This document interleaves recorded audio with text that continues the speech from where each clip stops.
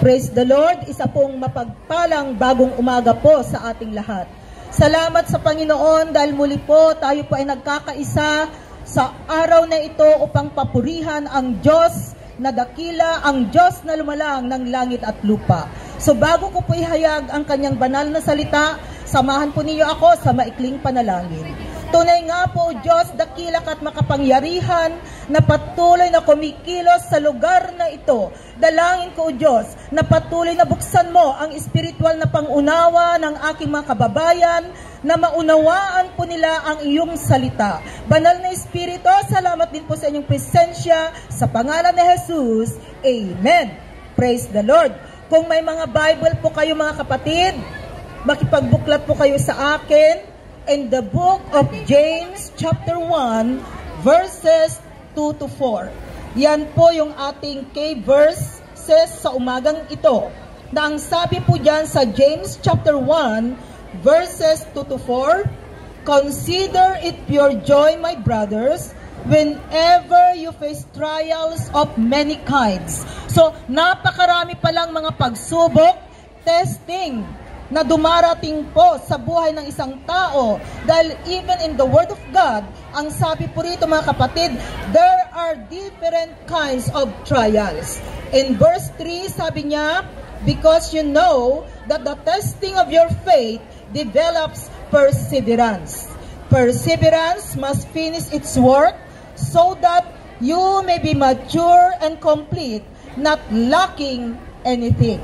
So yun pong ating pag-uusapan sa umagang ito is that face trials of many kinds. Harapin po natin ang mga testing, mga trials, pagsubok sa buhay. No? Dahil sabi po rito, hindi lamang iisa mga kapatid. Kaya alam po natin, lahat po tayo rito, wala pong tao na walang testing na nangyayari sa kanyang buhay. Lahat po ay may mga trials, may mga kabigatan na nangyayari sa kanyang buhay. At hindi lamang yung iisa, di po ba mga kababayan? Minsan nagkakasunod-sunod. Kasi even in the Word of God, sabi nga natin, there are different kinds of trials na hinaharap ng mga tao sa mundong ito. So maaaring sa pagkakataon na ito kapatid, meron kang kabigatan sa buhay. Meron kang testing, meron kang trials. Ang kagandahan po mga kapatid ay nandyan po ang Panginoong Jesus na nagsasabi sa iyo na kayang-kaya kanyang tulungan anuman ang kabigatan na nangyayari sa buhay mo. Dahil ang sabi po niya in verse 12, this in chapter of James 1 verse 12, sabi po rito, blessed is the man who perseveres under trial, because when he has stood the test, he will receive the crown of life that God has promised to those who love Him. So, ibig sabihin, pinagpala, mga kapatid. Kaya kung ano man po yung kabigatan mo sa iyong buhay, ano man yung testing, ano man yung trials, sabi ng Panginoon, pinagpala. Kung ito po ay mapapagtagumpayanan, dahil tunay po na hindi po pinababayaan ni Lord ang sino man na lumalapit at kumakapit sa Kanya. Ang sino man na hihingi ng awa at habag sa Diyos, ito po ay ipagkakaloob ng Panginoon. Kaya mga kapatid, lumapit lamang po tayo sa Panginoon, dahil tunay po wala pong magagawa ang tao. Wala po tayong magagawa kung walang Diyos na naghahari sa buhay natin. Kailangan po natin si Kristo. Kailangan po natin na siya yung maging partner po ng buhay natin sa mga hinaharap natin, sa mga testing, sa mga trials, pagsubok na nangyayari sa buhay. No? Kaya mga kapatid, mga kababayan, napakahalaga po na tayo po ay magkaroon ng Panginoong Jesus, ng Diyos sa ating buhay. Sabi ulit niya in Matthew chapter 11, verses 28 to 30, come to me, lumapit kayo sa akin, sabi ng Panginoon, all you who are weary and burdened, kayong mga nabibigatan, kayong may mga testing, kayong may mga trials, kayong mga may pagsubok, may mga kabigatan, may mga hirap sa buhay, sabi ng Panginoong Hesus, come to me. Dahil mga kapatid, sa paglapit po natin sa Panginoon, ang kanyang pangako, I will give you rest, sabi ni Lord. Bibigyan po niya tayo ng kapayapaan. Yun bang kahit po ang bigat-bigat ng pakiramdam, kahit na talagang hindi mo alam yung iyong gagawin dahil sa testing na nangyayari sa buhay, pero pag yan po ay pinagkatiwala natin sa Panginoon, nandyan na bibigyan po niya tayo ng kapahingaan. Bibigyan po niya tayo ng peace of mind. No? Yan po ang ginagawa ng Panginoon. Yan po ang kagandahan ng may Kristo sa buhay. Kasi kahit na mabigat po ang kalooban, mabigat ang nangyayari sa buhay, pero pag may Panginoon, binibigyan niya po ng kapayapaan ang ating kaisipan, binibigyan niya ng kagalakan ang ating puso. Dahil sa mundong ito mga kapatid, wala pong tao na walang pagsubok sa kanyang buhay. Lahat po tayo na i-encounter po natin ang testing, ang pagsubok sa buhay. Bawat isa po, bawat isa sa ating ngayon, merong mga pinagdadaanan kapatid. Maaaring ang pinagdadaanan mo ang iyong employment. Alam po ninyo, pwede po kayong tulungan ng Panginoon. Dahil kung yung mga employer po natin ay hindi po maganda ang kanilang treatment, ang kanilang trato, alam po ninyo, pwede po ninyo yung ipagkatiwala kay Lord at pwedeng baguhin ng Panginoon maging ang mga ugali ng ating mga employer. No? Pwede po yan pag ipagkatiwala natin kay Lord.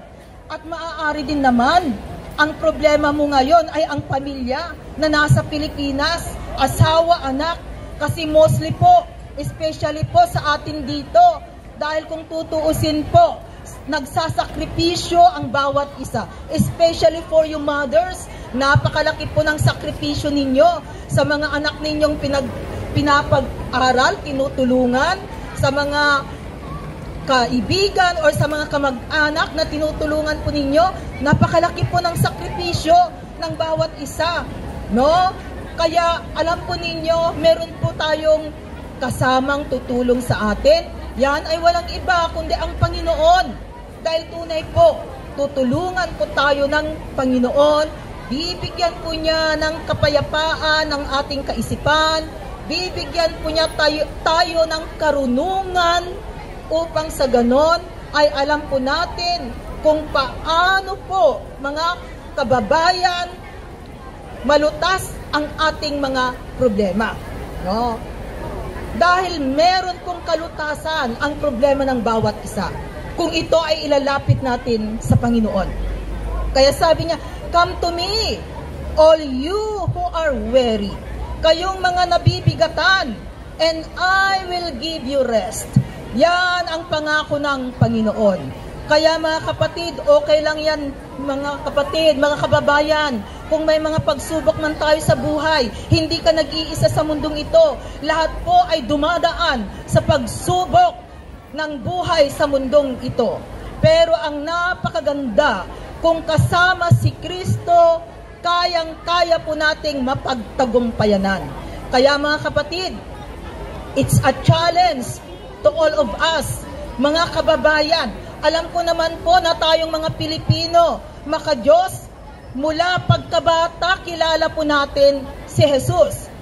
Pero meron pong kulang doon.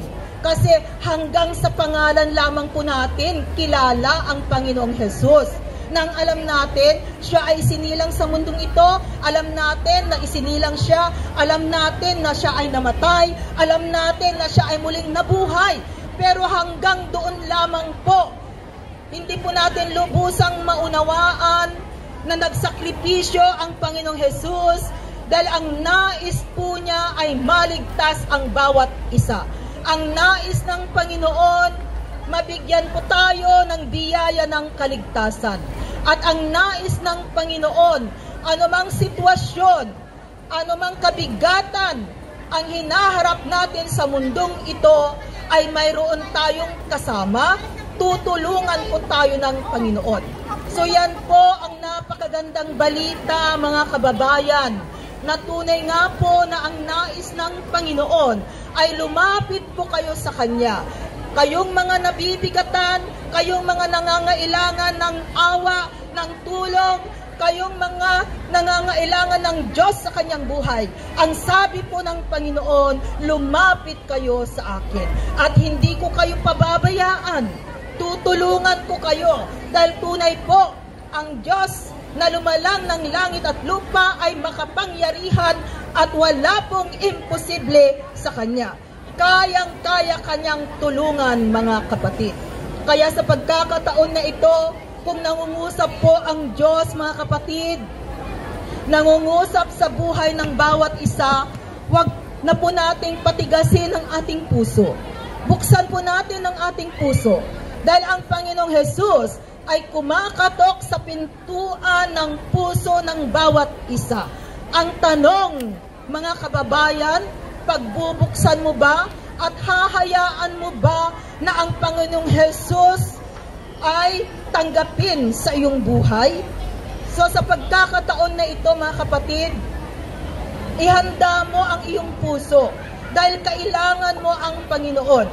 At kung nangangailangan ka ng panalangin, kababayan, kapatid, nandito po kami para ikaw ay aming ipanalangin. Dahil tunay po na ang panalangin ay makapangyarihan at ang Diyos ay tumutugon sa panalangin.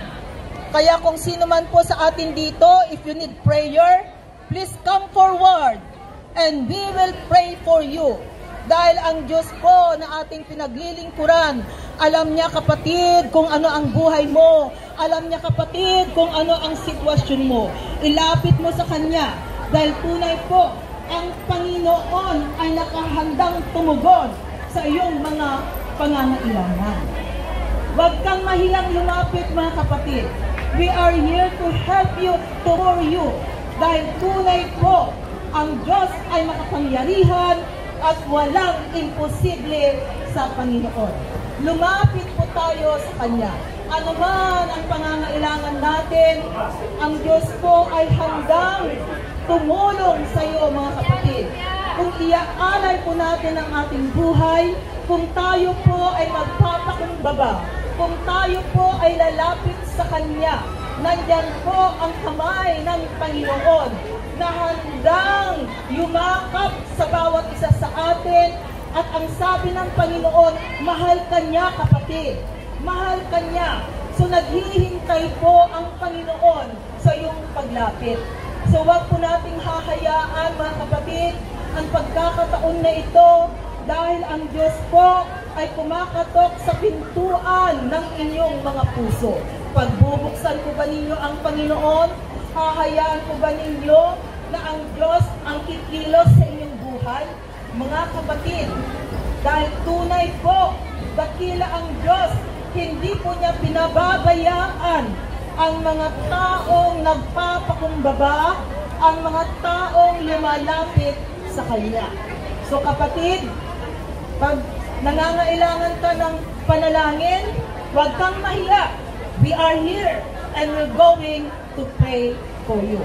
Salamat kay Lord sa buhay po ng ating mga kababayan, kaibigan, na lumapit po sa pagkakataon na ito dahil tunay po na mahal po kayo ng Panginoon. It's not a coincidence kung bakit po nandito tayo ngayon. Kung bakit nakilala ka po namin, kung bakit sa umagang ito, mga kapatid, ay kasama ka natin sa pagkakataon na ito. Dahil tunay po, ang Diyos po ay dakila at ang Diyos, mahal ka niya, mga kapatid. So bago po namin kayo ipag-pray, pwede po bang akuin po ninyong panalangin ninyo ito para sa Panginoon? Pwede po bang itaas natin yung ating kamay as a way of surrender to our God? At sumunod po tayo sa panalangin na ito. Panginoon, maraming salamat sa pagkakataon na ito.